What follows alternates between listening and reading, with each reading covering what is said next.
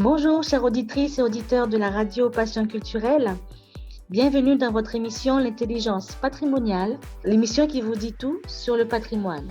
C'est Erline avec vous aujourd'hui et nous allons aborder le sujet « Pourquoi est-ce important de préparer sa retraite ?»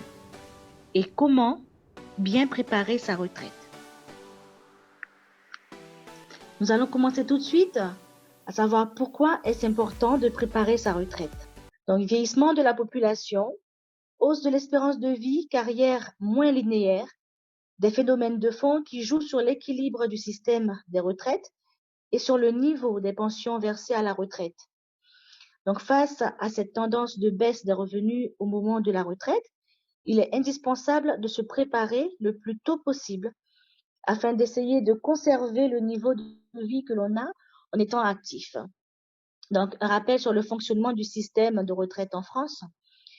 Le système de retraite en France fonctionne par répartition, c'est-à-dire que les cotisations retraite des actifs sont directement utilisées pour financer les pensions des retraités. Avec le vieillissement de la population qui va se poursuivre, de plus en plus de retraités vivent plus longtemps et proportionnellement, il y a moins d'actifs pour financer les pensions.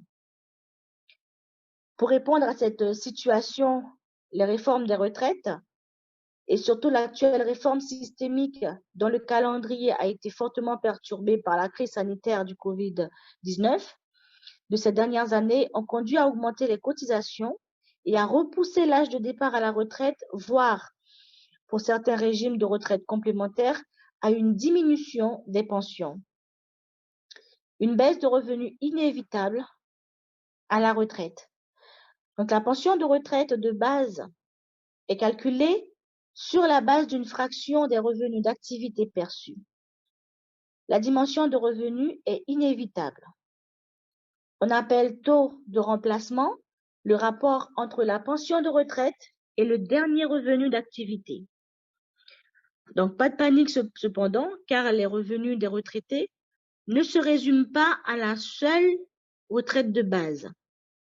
D'autre part, vous bénéficiez des pensions de votre retraite complémentaire, dont certains régimes sont obligatoires. Et d'autre part, encore, il existe des dispositifs d'épargne, certains spécifiques à la retraite, qui bénéficient d'avantages fiscaux. En vous préparant convenablement et en tirant parti de ces différents mécanismes, vous pourrez rendre la transition de l'activité à la retraite la plus douce possible. Pourquoi anticiper pour préparer sa retraite? Les solutions sont nombreuses et il est essentiel pour vous de les anticiper au maximum. Ces solutions dépendent bien sûr de votre situation et des projets que vous imaginez pour votre retraite. Pour limiter et lisser l'effort d'épargne, les anticiper vous permet de vous préparer sur du long terme et ainsi de limiter l'effort d'épargne nécessaire. Donc, je vous prends un exemple. Par exemple, Hervé souhaite obtenir un capital de 50 000 € au moment de sa retraite. S'il commence à 25 ans dès son premier emploi et qu'il part à la retraite à 65 ans, il a 40 ans devant lui. Avec un placement à 2%, il lui suffit d'épargner 68 € par mois sur 40 ans. En revanche, pour obtenir la même somme en 10 ans, il faudra épargner 380 € par mois. Donc, par ailleurs, plus vous commencez tôt à épargner, plus vous pouvez diversifier vos placements et intégrer une dose de risque dans vos investissements. Donc, sur le long terme, investir progressivement une partie de votre épargne dans des actions, par exemple, peut être plus rentable que d'investir uniquement dans des solutions sans risque. A contrario, plus vous vous rapprochez de la date de départ en retraite, plus il est préférable de sécuriser votre investissement, mais qui vous offrira en contrepartie des perspectives de rendement plus faibles. Plusieurs solutions sont possibles pour épargner pour votre retraite. Il existe des solutions spécifiquement dédiées à la préparation financière de sa retraite, destinées à compléter les pensions de retraite de base et complémentaires des épargnants. On a l'épargne retraite individuelle, dans ce qu'on appelle le PERP, Madelin, Préfonds, Perrin.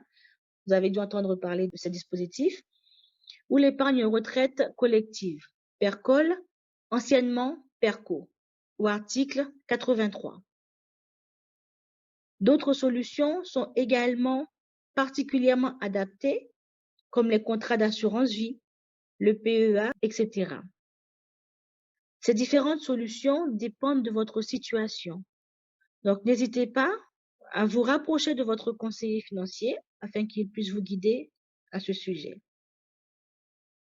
Au moment de votre retraite, l'addition des pensions de retraite issues des régimes obligatoires et de ces compléments de revenus s'avérera favorable pour vous, pour limiter ces charges au moment de la retraite. Donc, être propriétaire de son logement au moment de la retraite permet de ne pas avoir à financer de loyer pour se loger. C'est une solution intéressante pour préparer sa retraite. Mais l'achat immobilier est la plupart du temps financé à crédit. Ainsi, mieux vaut réaliser son investissement immobilier longtemps à l'avance pour ne plus avoir à rembourser d'emprunt au moment de votre retraite. Si votre crédit est totalement remboursé, ce poste de dépense sera donc supprimé, une charge en moins dans votre budget au moment de votre retraite. La retraite, plus on y pense tôt, mieux c'est. Il est donc plus que jamais nécessaire d'épargner en vue de votre retraite et de l'anticiper le plus tôt possible. Nous allons faire une pause maintenant et je reviendrai avec le sujet comment préparer sa retraite. À tout de suite.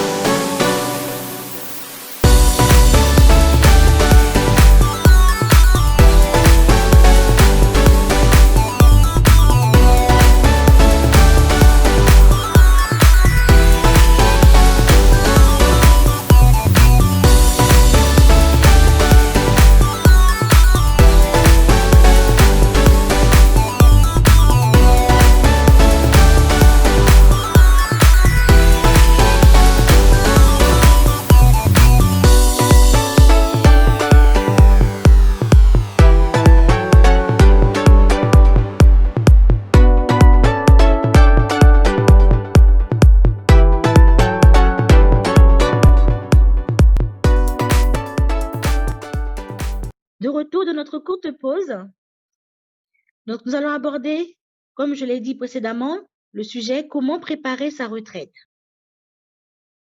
Sans vouloir être alarmiste, les projections démographiques tendent à montrer que la retraite par répartition est menacée.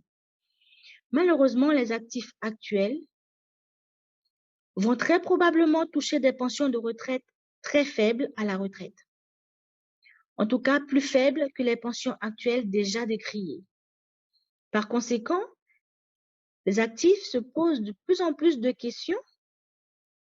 Ils se posent la question de se préparer une retraite par capitalisation pour maintenir un niveau de vie convenable. Alors, comment préparer au mieux sa retraite? Il faut être prévoyant.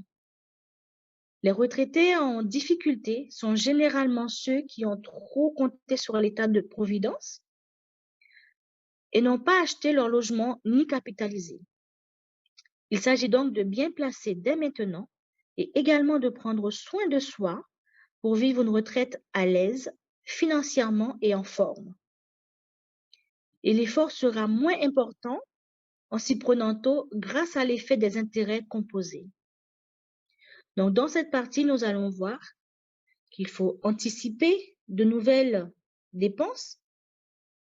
Nous allons voir l'immobilier, l'épargne retraite et pour finir, l'essentiel à retenir.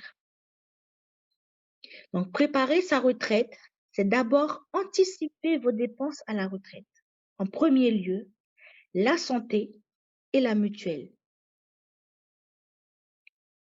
En partant en retraite, on subit mécaniquement une baisse des revenus et elle risque d'être conséquente pour les plus jeunes générations en raison du délitement de notre système de retraite par répartition. En pratique, il est possible de faire des simulations sur le site de l'assurance retraite, par exemple. Pensez aussi au régime complémentaire. Ainsi, devant les chiffres annoncés, vous comprendrez certainement le besoin de générer des revenus complémentaires. Car une fois retraité, il faudra bien continuer à vivre et de couvrir vos dépenses. Le budget des ménages évolue avec l'âge. Ainsi, certains postes de dépenses vont naturellement prendre plus d'importance que d'autres et d'autres vont se réduire par conséquent. Donc, il faut préparer sa retraite et préparer cette retraite consiste à anticiper ces évolutions et à essayer de les chiffrer pour mieux connaître ses besoins financiers futurs. Nous allons voir les nouveaux postes de dépenses des seniors. La retraite s'accompagne naturellement de plus de temps libre, donc une tendance à la hausse des dépenses de loisirs, de sorties, de restaurants, de voyages, etc. Du moins du 3e âge jusqu'à atteindre la période du 4e âge. Durant le 4e âge, la santé est le point sensible. En effet, il faut malheureusement s'attendre à bien plus de dépenses de santé et de services à domicile en raison de l'inévitable perte d'autonomie. Éventuellement la très onéreuse maison de retraite. En conséquence, cela va de pair. La mutuelle coûte de plus en plus cher avec l'âge. Prévoir environ 200 € par mois. Certaines dépenses vont baisser, voire disparaître à la retraite. Au chapitre des bonnes nouvelles, on peut s'attendre à quelques postes de dépenses en baisse. Par exemple, une baisse du budget transport, car il n'y aura plus à faire des allers-retours domicile-travail. Aussi, pour les parents retraités, généralement, les enfants ne sont plus à charge. Et pour ceux, si vous êtes propriétaire et vous avez terminé de rembourser votre crédit, votre budget logement sera bien réduit, même s'il faudra toujours payer la taxe foncière et l'entretien de votre bien immobilier. Donc, prenez les devants dès maintenant pour préparer une retraite aisée et en bonne santé. Tout dépend donc de votre situation personnelle, mais nous avons noté que des tendances d'évolution des postes de dépenses se dégagent. Ainsi, vous pouvez mieux appréhender votre budget nécessaire pour bien vivre votre retraite et les mesures à prendre pour préparer votre retraite. D'abord, entretenir son capital santé. Sachez que si l'espérance de vie augmente, ce n'est pas le cas de l'espérance de vie en bonne santé qui a tendance à stagner. Alors, si vous voulez profiter pleinement de votre retraite, ce sera important d'avoir l'argent et la santé. Ainsi, il est important d'avoir toute votre vie une bonne hygiène de vie, ce qui passe par l'exercice physique, par une alimentation saine et équilibrée. Ceci dit, malgré toutes les précautions prises, les ennuis de santé peuvent toujours arriver. Alors ne faites pas l'économie d'une bonne mutuelle. C'est souvent un mauvais calcul à long terme de vouloir économiser sur ce poste budgétaire. Comparez donc les mutuelles, mais l'offre la plus adaptée pour vous dépendra de votre situation personnelle. Par exemple, certaines mutuelles sont mieux positionnées pour les professions libérales, d'autres pour les fonctionnaires ou d'autres pour les familles nombreuses, etc. Il faut entretenir également son capital financier. C'est le cœur du sujet. Sur le plan financier, idéalement, il vaut mieux neutraliser le premier poste de dépense, l'immobilier, en achetant ou en investissant en pierre-papier pour être propriétaire sans crédit en arrivant à la retraite. En parallèle, en fonction du niveau de vie que vous voudrez, soit juste le minimum vital ou plus de confort, il est nécessaire d'épargner pour dégager par la suite des revenus passifs qui compléteront votre pension de retraite. C'est tout l'objet de notre article que nous développons maintenant. Donc, préparer sa retraite via l'immobilier et l'utilisation du levier du crédit.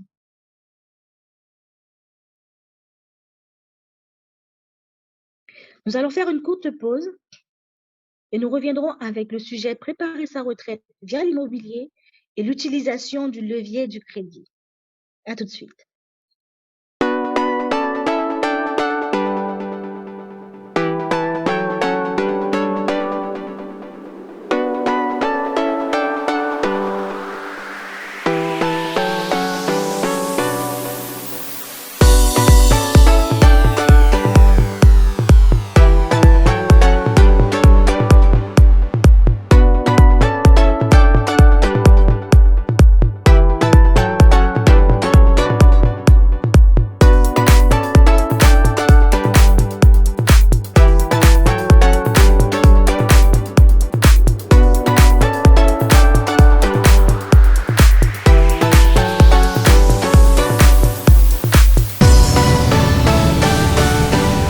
De retour dans notre émission L'intelligence patrimoniale, l'émission qui vous dit tout sur le patrimoine.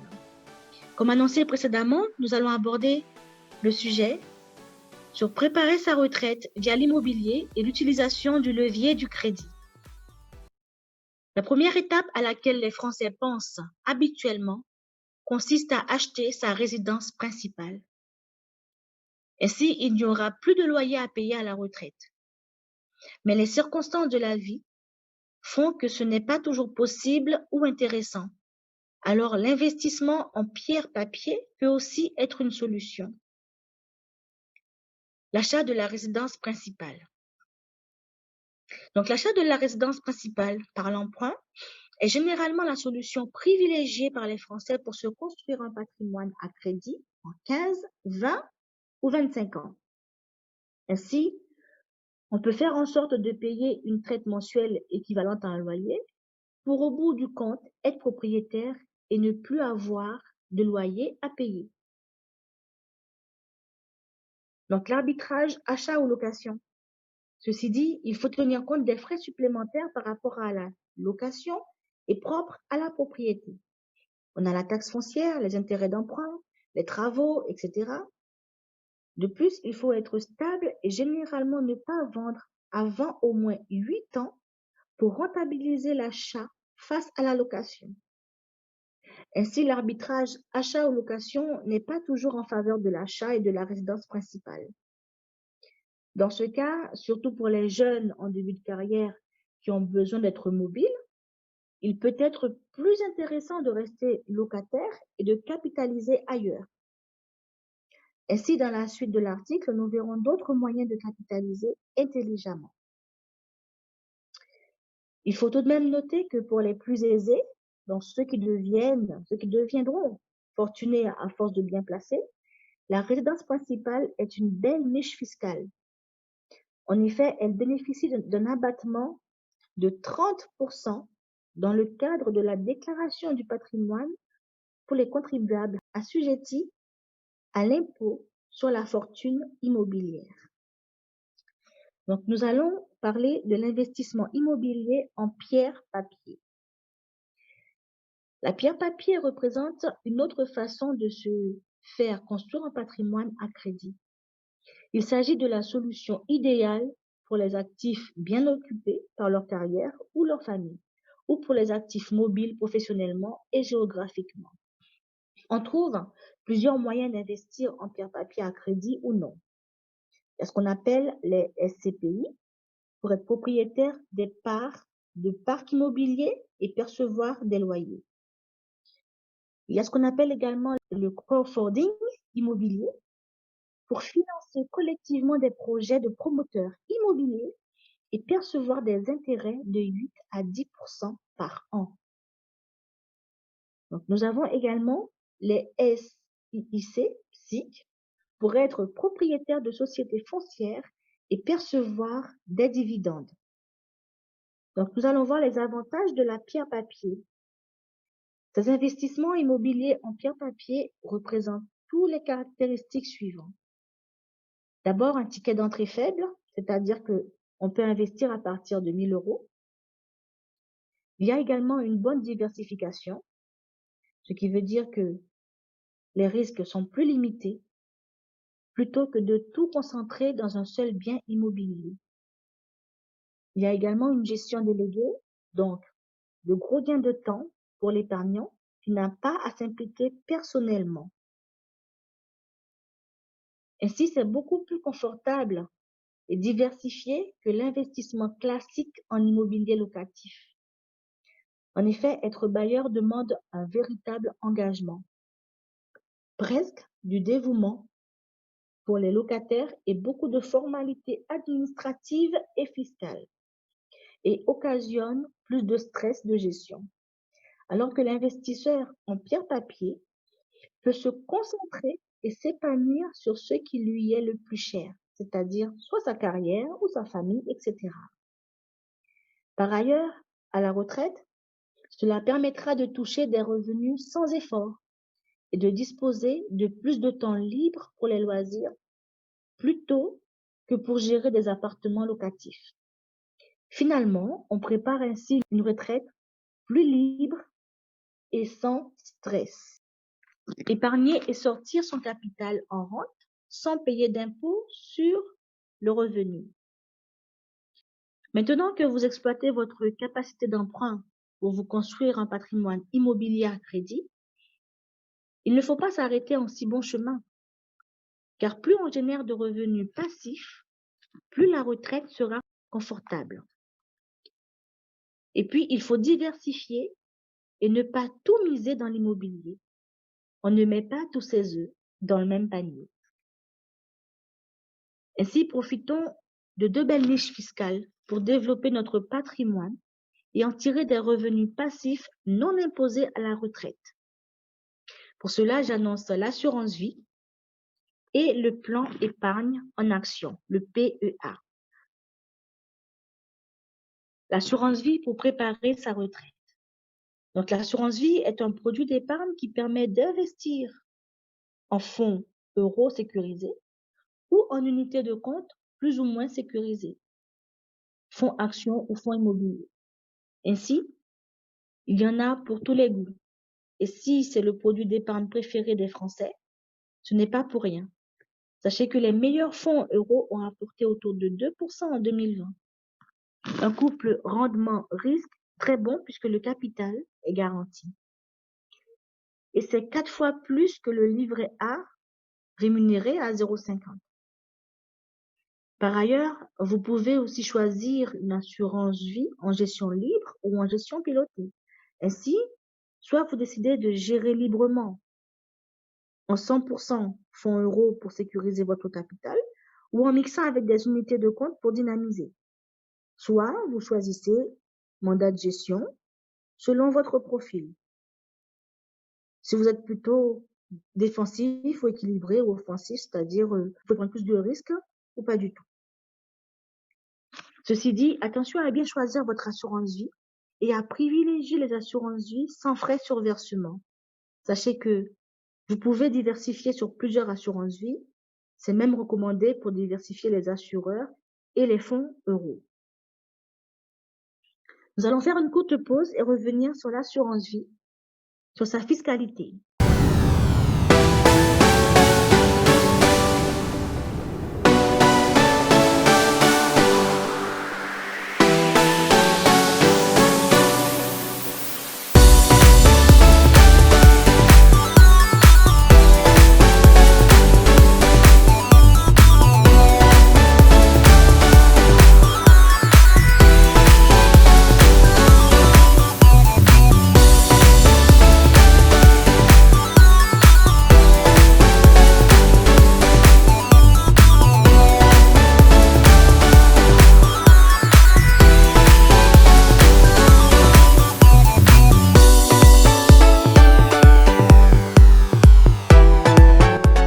De retour de notre courte pause, nous continuons sur la fiscalité de l'assurance vie.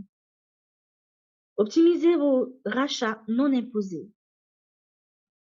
Pour bien préparer sa retraite, l'assurance vie est une enveloppe fiscale à privilégier. En effet, vos gains ne sont pas imposés tant que vous ne retirez pas d'argent, c'est-à-dire par rachat partiel de votre assurance vie.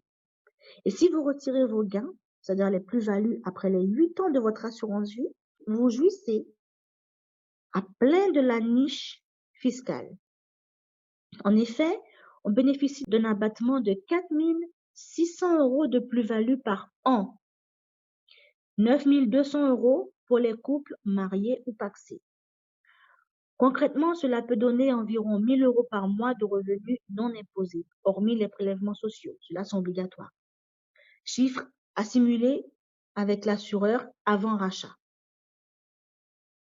De plus, il y a un autre avantage fiscal et de nature successorale cette fois. En effet, à votre décès, le capital de l'assurance vie est transmis aux bénéficiaires désignés avec un abattement de 152 500 € par bénéficiaire.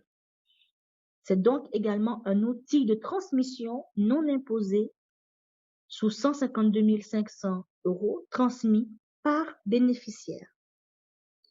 Ainsi, quand on associe le rendement de ce produit d'épargne et l'optimisation de ses avantages fiscaux, l'assurance vie est un incontournable pour bien préparer sa retraite. Donc là, nous allons voir le plan d'épargne en action pour préparer sa retraite, le PEA. Le plan d'épargne en action, comme son nom l'indique, est réservé à l'investissement en action. Donc, un produit d'épargne beaucoup plus limité dans son univers d'investissement que l'assurance vie, mais une niche fiscale tout aussi attrayante. Historiquement, le marché action mondial a délivré un rendement de 7% en moyenne annuelle lissée. Mais les actions sont des actifs volatiles par nature et il faut avoir un bon horizon de placement devant soi pour bien supporter la volatilité. Ainsi, si l'objectif est de préparer sa retraite, on peut naturellement envisager d'investir en actions une partie de son épargne à long terme, puis de réduire la voilure pour sécuriser son capital quelques années avant le départ en retraite. Attention, tout comme l'immobilier, l'investissement en actions présente des risques et s'envisage uniquement à long terme. Ceci dit, on peut mettre toutes les chances de son côté. D'abord, il faut privilégier la gestion passive, ce qu'on appelle les ETF, pour diversifier facilement. Il faut également adopter le bon comportement d'investisseur, c'est-à-dire garder la tête froide sur le long terme et respecter son budget risque. Il faut aussi choisir un bon PEA, c'est-à-dire des frais faibles, interface fonctionnelle et intuitive, un bon service client et éventuellement une gestion pilotée si on préfère déléguer. Donc la fiscalité du PEA, au-delà de la performance des actions, le PEA est également une enveloppe idéale pour tirer des revenus passifs à la retraite. En effet, non seulement vos gains, c'est-à-dire les plus-values, ne sont pas taxés tant que vous ne le retirez pas d'argent du PEA, mais ils ne sont pas taxés non plus si vous retirez après les 5 ans du PEA. Et contrairement à l'assurance vie, c'est sans plafond d'abattement. Pensez donc à prendre date en ouvrant au plus tôt.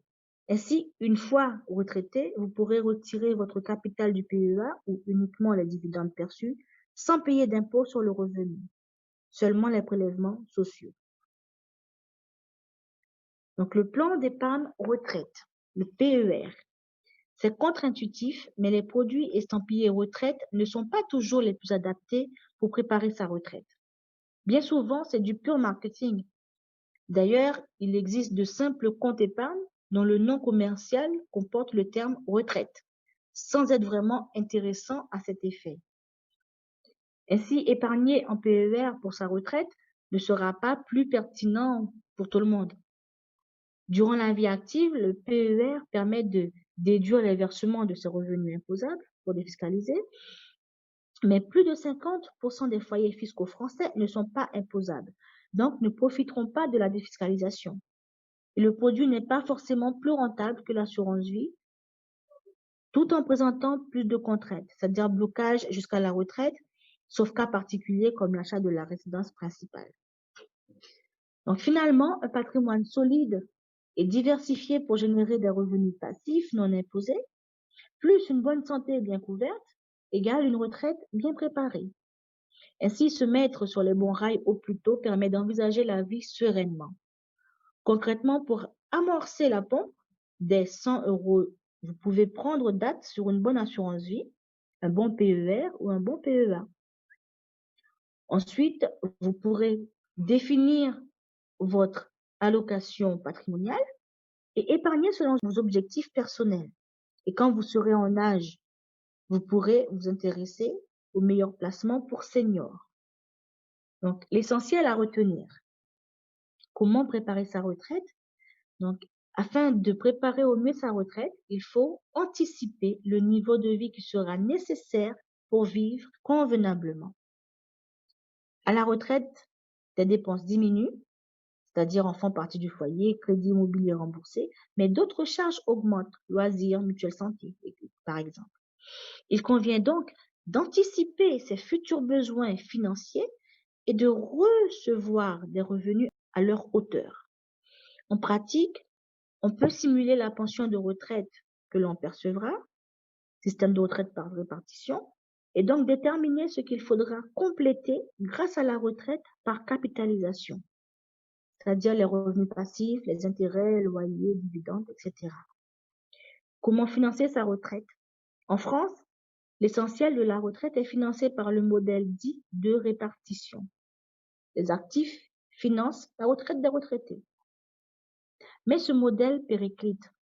Le montant des pensions a tendance à baisser à l'âge de départ à la retraite, à être relevé. Ainsi, se pose la question de compléter sa retraite par capitalisation. Il s'agit alors d'épargner une partie de son salaire durant sa vie d'actif et l'investir sur des supports d'investissement adaptés pour capitaliser à long terme, tels l'assurance vie, le PER ou encore le PEA. Comment se construire un patrimoine immobilier pour sa retraite? En plus de l'achat de la résidence principale pour ne plus supporter de loyer par emprunt, avec sa capacité d'endettement, on peut aussi investir dans l'immobilier locatif, notamment en pierre-papier, c'est-à-dire les SCPI, pour recevoir des loyers sans avoir à gérer soi-même les achats, les déclarations fiscales, les travaux et les locataires. Solution très appréciée par les retraités pour le confort et la sérénité offerte. Donc, comment capitaliser pour sa retraite? Deux solutions populaires pour capitaliser en vue de préparer sa retraite sont le plan épargne retraite, le PER, et l'assurance vie. Ces deux produits offrent tous deux des avantages fiscaux significatifs et se complètent.